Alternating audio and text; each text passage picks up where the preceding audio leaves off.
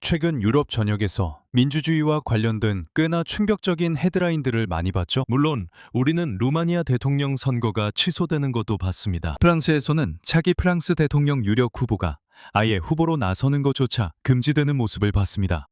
지금 이탈리아 정부처럼 선출된 정부가 비선출 세력에게 지시받는 상황을 보면 저는 그게 진정한 민주주의라고 생각하지 않습니다. 하지만 체코 선거, 체코 투표 이후에 우리가 본 것을 보면 그건 정말 아주 분명했습니다.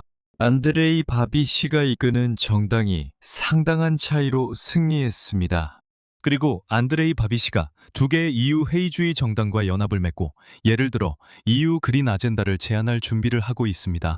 하지만 이건 또 처음 보는 일이죠. 아래 댓글로 여러분의 생각을 알려주세요. 이 제목은 어떤가요?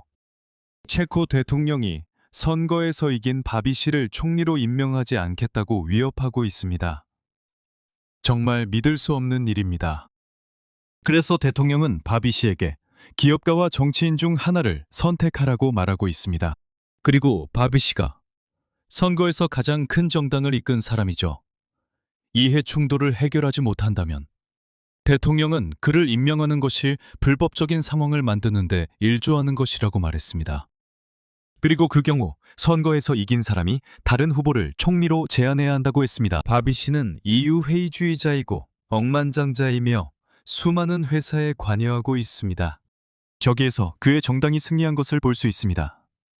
그리고 그는 실제로 이전에 총리를 지냈으며 자신의 회사들을 신탁기금에 맡겼습니다. 하지만 제게는 이것이 정말 놀랍습니다. 지금과 같은 상황이 생길 수 있는데 바비시가 수백 개 회사의 소유주라는 이유로 대통령이 그가 총리가 되는 것을 허락하지 않을 수도 있습니다. 그들의 경고를 볼 수 있는데 맞아요. 이 문제에 대해 명확한 입장 표명이 없으면 EU 보조금 손실로 이어질 수 있습니다. 그리고 이것은 이제 거대한 헌법 논쟁으로 이어집니다.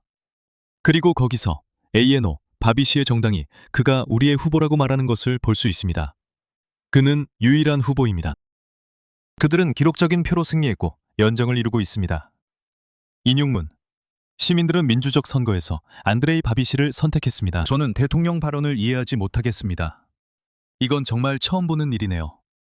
실제로 선거에서 승리한 정당 대표가 총리가 못 될 수도 있다는 점을 알 수 있습니다. 여러분의 생각을 아래 댓글로 꼭 알려주세요.